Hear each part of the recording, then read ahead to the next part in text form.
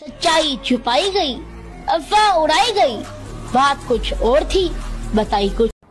बाप को भेज, तेरे बस की बात नहीं। राम मेरे सनातनी भाइयों बहनों, हमारे चैनल को सब्सक्राइब करें और कमेंट बॉक्स में जय श्री राम लिखकर अपनी उपस्थिति दर्ज कराएं। आपके समर्थन से हम सनातन धर्म के प्रचार प्रसार को और भी मजबूत बना सकते हैं। साथ चलें, धर्म की ध्वजा ऊंची रखें। जय श्री राम।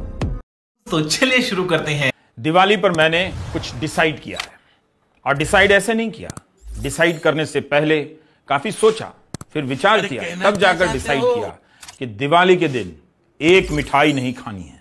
क्या मुझसे हो पाएगा? लगता है नहीं हो पाएगा। तो मुझे क्या करना चाहिए?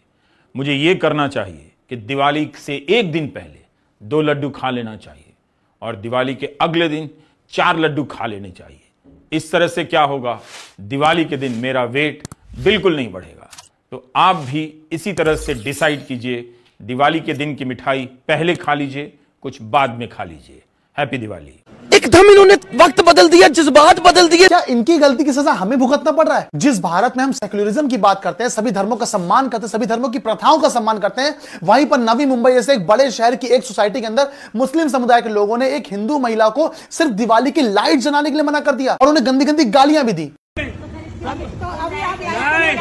आपने क्या बोला? नहीं, हमारा जो लॉ है, कानून है, कुछ नहीं। आपको रोका गया था किस चीज? नहीं, गलत बात नहीं। अरे जरा तू बंद कर इसको। ये नहीं चलेगा। तू होती कौन है रे? ये क्या बोलने का नहीं, तुम ये कौन है? ये कौन है? ये कौन है? सोसाइटी में लगवा कौन है?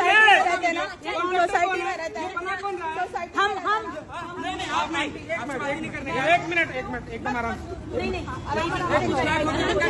सोसाइटी को झगड़ा नहीं करना। जो बनाएगा उसकी मार चोदूंगा यहीं पे, बनाने दो।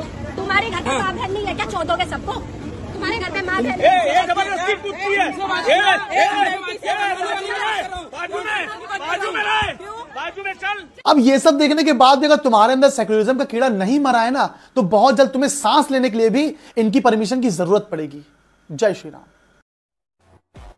उद्धव ठाकरे ने सत्ता लोलुपता के कारण डेट भाजपा को किया और निकाह कांग्रेस और एनसीपी से। उद्धव का बाद में वही हुआ जो लव जिहाद में अक्सर होता है, न मायके जा सकते हैं न पूर्व प्रेमी उन्हें पूछ रहा है, जिनके पास है वो ब्लैकमेल कर रहा है। 2014 से 19 के दौर में देवेंद्र फडणवीस एक ऐसा नाम था जिसने पहली बार विशुद्ध प्रशासन और दूरदर्शिता के आधार पर महाराष्ट्र में विकास के नए अध्याय रचे। फडणवीस अब तक एक सॉफ्ट स्पोकन और शांत व्यक्तित्व के नेता लगते थे, परंतु महाराष्ट्र में पिछले 5 वर्षों के छल और वोट जिहाद ने उनके भीतर के नरव्याघ्र को दहाड़ने पर विवश कर दिया है। चाहे औरंगजेब की कब्र पर कुत्ता भी पेशाब करने नहीं जाएगा वाला कथन हो, या संजय राउत जैसे टुटपुंजिया नेताओं को उनकी जगह दिखाना, चाहे हिंदुस्तान में भगवा लहराने की बातें हो या वोट जिहाद पर प्रखरता से आक्रमण करना, फडणवीस का यह रूप हिंदुत्व की राजनीति के बटेंगे तो कटेंगे वाली लाइन को सूट करता है। परंतु फडणवीस ने केवल वायरल होने वाली लाइनें नहीं बोली हैं, बल्कि अटल सेतु, समृद्धि महामार्ग, coastal road, Navi Mumbai airport, metro line समेत दर्जनों मध्यम एवं वृहद परियोजनाओं से महाराष्ट्र के ढांचागत विकास में अपनी स्पष्ट छाप छोड़कर इंफ्रामैन की एक छवि बनाई। जहां कांग्रेस ने उद्धव के सहारे हर योजना पर ब्रेक लगाया, महाराष्ट्र की फैक्ट्रियां दूसरे राज्यों में भेजी,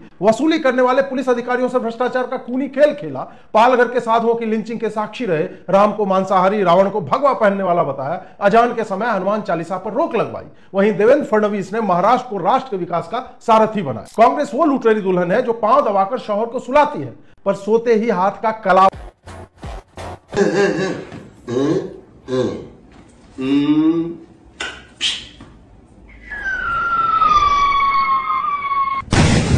जानवर बहुत डरते हैं पटाखों से, एयर पोल्यूशन होता है। हमें पता था कोई ना कोई जरूर आएगा हमारे हिंदू त्योहारों पे ज्ञान देने वाला, इसीलिए हमने भी लाठी पर तेल लगा कर रखा, ताकि हम भी जैसे कोई तेरे जैसा ज्ञान देना आवे तो उसके पिछवाड़े में इसे डाल सके। वो तेरी भाषा में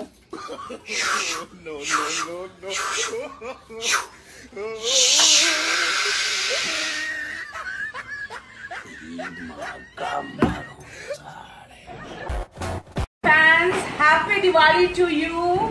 आप सबको बहुत बहुत दिवाली मुबारक हो और लक्ष्मी पूजन मुबारक हो, भाई दूज मुबारक हो।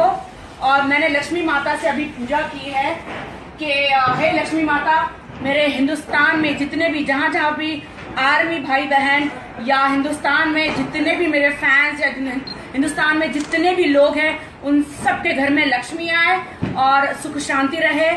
Happy Diwali to you everybody.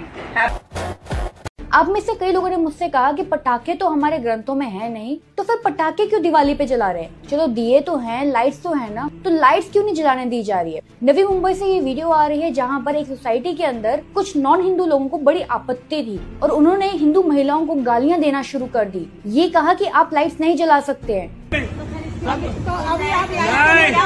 आपने क्या बोला? नहीं, हमारा जो लॉ है, कानून है, कुछ नहीं। जब आपको रोका गया था किस चीज से? नहीं, वोट लाइट नहीं। अरे जरा तू बंद कर इसको। ये नहीं चले। तू होती कौन है रे? ये क्या बोलने का नहीं बनाने दो। अब कहाँ गया आपको सेकुलरिज्म? सेकुलरिज्म का ठेका सिर्फ हिंदुओं ने ले रखा है। भाई साहब, इस रस्सी को इतना ध्यान से क्यों देख रहे हैं? इस जली हुई रस्सी को देख करके मुझे कांग्रेस की याद आ रही है। क्यों? कहा जाता है ना कि रस्सी जल गई पर उसका ऐठन नहीं गया। वही हाल है कांग्रेसियों का। हर जगह से हार रहे हैं पर सुधरने का नाम नहीं ले रहे। अब क्या किया इन लोगों ने? जिस देश में नारी को शक्ति का रूप माना जाता हो, देवी का दर्जा दिया जाता हो, उसी देश में एक जिहादी कांग्रेसी नेता इरफान अंसारी, जो जामताड़ा झारखंड से चुनाव लड़ रहा है, उसने सीता सोरेन जी पर बेहद ही अभद्र और आपत्तिजनक टिप्पणी किया है। क्या बोला है? रिजेक्टेड माल बोला है। छी छी छी, इतना नीच मानसिकता के भी लोग होते हैं। ऐसे लोगों का टिकट काटना तो दूर की बात है, पार्टी से भी निष्कासित कर देना चाहिए। कैसे निष्कासित कर देना चाहिए? जिस पार्टी का विचारधारा ही नारियों का अपमान करना है, वो कैसे निष्कासित कर देगी? ये वक्फ बोर्ड वाले बाज नहीं आएंगे अपनी हरकतों से। दिवाली के टाइम भी जो खुशियां मिलनी चाहिए उसकी जगह हमारे लोग इतने परेशान हो रहे हैं। कर्नाटक और पंजाब के अंदर बताया जा रहा है जो वहां के किसान हैं उनकी जमीनों को जबरदस्ती हड़पा जा रहा है बिना उन्हें सूचित किए, बिना उन्हें आगाह किए। और पिछले 3 हफ्तों के अंदर अंदर 44 से ज्यादा बड़ी बड़ी प्रॉपर्टीज उन्होंने हड़प ली है। कहां जाएंगे भाई वहां के लोग, वहां के व्यापारी और वहां के किसान कहां जाएंगे? होनवाड़ा एक गांव है जहां पर 1500 एकड़ की जमीन है, पुश्तैनी जमीन है लोगों की, पुश्तैनी बाप दादाओं परदादाओं की, उनकी जमीन के ऊपर कब्जा कर लिया है वक्फ बोर्ड ने। अब कहां गए भैया राहुल गांधी? तुम्हारी सरकार है ना वहां पे, तुम किसानों के बहुत बड़े मसीहा बनते हो, अब वहां अत्याचार हो रहा है वो दिखाई नहीं दे रहा तुम लोगों को। मुझे एक चीज समझ में नहीं आ रही, इस देश में एक ऐसा एजेंडा है कि 80% जो लोग हैं मेजोरिटी वाले, उनका सनातन बोर्ड ना हिंदू बोर्ड कुछ नहीं है, लेकिन जो माइनॉरिटी में जो लोग हैं उनके लिए एक अलग से ना वक्फ बोर्ड बना रखा है जो कि मेजोरिटी वाले लोगों की जमीनें हड़प सकते हैं जब चाहे जब, और हम कुछ भी नहीं कर सकते। कहां जाएंगे भैया ये सारे के सारे लोग? और ये सब करके वक्फ बोर्ड के पास में 8,70,000 immovable property, 16,173 movable property, 3,56,031 assets और 8 लाख एकड़ लैंड इकट्ठा कर चुके हैं ये लोग। ये इन कांग्रेस वालों का बस नहीं चलता, वरना ये पूरा देश ना इनको गिफ्ट में दे दे। ये हालत हो रखी है इनके अंडर। मुसलमान बन जाओ, धर्म बदल दो, लेकिन देश धर्म पर मिटने वाला शेर शिवा का छावा था। महापराक्रमी परम प्रतापी एक ही शंभू राजा था। संभाजी राजे ने कह दिया, अरे जान भी चली जाए न स्वराज दूंगा न स्वधर्म दूंगा। और ऐसे संभाजी राजा का, उनका खून करने वाले, उनको मौत की घाट उतारने वाले, उनकी निर्मम हत्या करने वाले औरंगजेब की समाधि पर वो असदुद्दीन ओवैसी जाता है और माथा टेकता है और तुम देखते रह जाते हो। अरे शर्म करो, चुल्लू भर पानी में डूब मरो, चुल्लू भर पानी में डूब मरो। अरे ओवैसी सुन ले, कुत्ता भी ना पेशाब करेगा औरंगजेब की पहचान पर। अब जो भगवा लहराएगा पूरे हिंदुस्तान पर, अब जो भगवा लहराएगा पूरे हिंदुस्तान पर।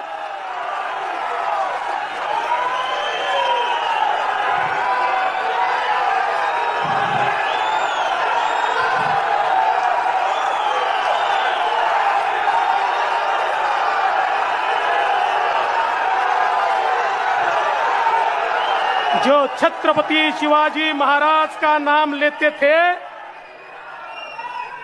उन्होंने तलवारें म्यान कर दी होगी, लेकिन हमने अपनी तलवारें म्यान में नहीं रखी। हम मुकाबला करेंगे, डट के करेंगे, ठोक के करेंगे।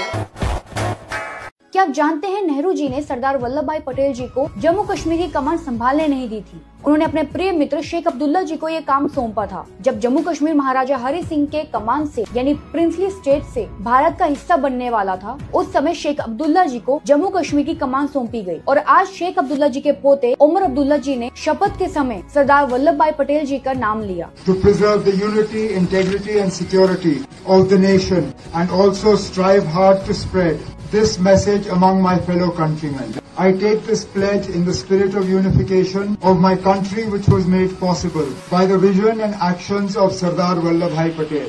I also solemnly resolve to make my own contribution to ensure internal security of my country. ये बात तो सच है, कर्म का चक्र घूम फिर कर वापस जरूर आता है। मैं एक हिंदू होकर ये सुनकर आहत हूँ कि कटेंगे बटेंगे। अरे इनकी असलियत क्या है? इनकी असलियत यह है कि इनसे दलित बर्दाश्त नहीं। अच्छा, ये बाबा साहेब अम्बेडकर को अपना पहला चुनाव हराया था। बाबा साहेब अम्बेडकर ने 1951 में अपनी रैली में नेहरू जी के लिए शब्द का प्रयोग किया था कि he turned into a Muslim maniac. Baba Saheb Ambedkar ने नेहरू जी के लिए कहा था कि ये दलितों की बात नहीं करते। नेहरू जी की एक स्पीच उठा के देख लीजिए जो दलित अपलिफ्टमेंट पे ऊपर नहीं है। पिछले 2000 स्पीच उनकी होगी, उसमें से एक स्पेसिफिक स्पीच उनकी दलित अपलिफ्टमेंट के ऊपर नहीं है। बाबा साहेब अम्बेडकर के विचार थे। पॉइंट नंबर 1, तो ये दलितों की बात ना करे। उत्तर प्रदेश के दलित ने इनको जवाब दिया था जब प्रियंका वाड्रा लड़कियों लड़ सकती की बात करी थी। 97% सीट के अंदर इनकी जमानत जब्त हो गई थी। दलितों ने इनको कहा था हम आपके साथ में नहीं है, और लड़कियों महिलाओं ने भी कहा था आपके साथ में नहीं है, क्योंकि उत्तर प्रदेश की महिलाएं इनके शासन में नहीं जाना चाहती थी। तो ये यहाँ पे उपदेश ना दें। अब हिंदू यूनिटी की बात करें तो इनको चिड़ क्यों मचती है? ये तो अपनी वोट बैंक यूनिटी की हमेशा बात करते हैं, और ये चूक विभाजन की बात तो ये करते हैं। ये लोग तो कहते हैं कि हिंदू को जाति के अंदर कास्ट सेंसस होना चाहिए, पर मुसलमानों की जाति की क्यों नहीं बात करेंगे? ये इनकी कम्युनल पॉलिटिक्स की सोच है।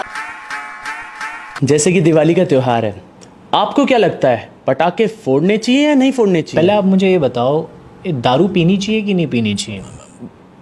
नहीं पीनी चाहिए। तो ये ठेके क्यों खुले हुए हैं इतने? लेकिन मैं तो पटाखों नहीं, दूसरी चीज पहले मेरे को ये बताओ, बाजी करनी चाहिए कि नहीं करनी चाहिए? ये कैसी भाषा का इस्तेमाल? भाषा को छोड़ दो, आप ये बताओ बाजी करनी चाहिए कि नहीं करनी चाहिए? हाँ, नहीं करनी चाहिए। नहीं करनी चाहिए।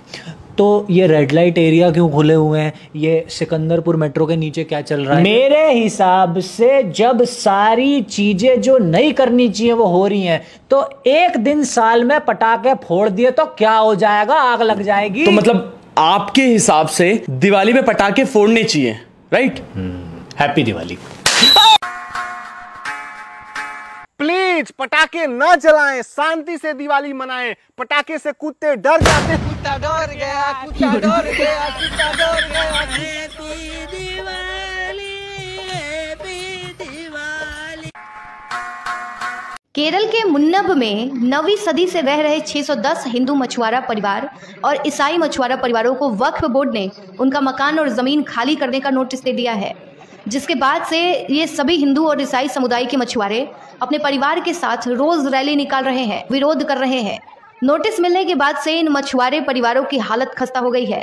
वक्फ बोर्ड की दादागिरी पिछले कई दशकों से चली आ रही है, लेकिन अब इसकी दादागिरी आम जनता से छिप नहीं पा रही है। अगर वाकई में कांग्रेस देश के नागरिकों को एक समान देखती है या देश में सेक्युलरिज्म मानती है, तो उसे वक्फ बोर्ड को तत्काल खत्म कर देना चाहिए, या उसे खत्म करने में मोदी सरकार का विरोध न करके बल्कि उनका सहयोग करना चाहिए।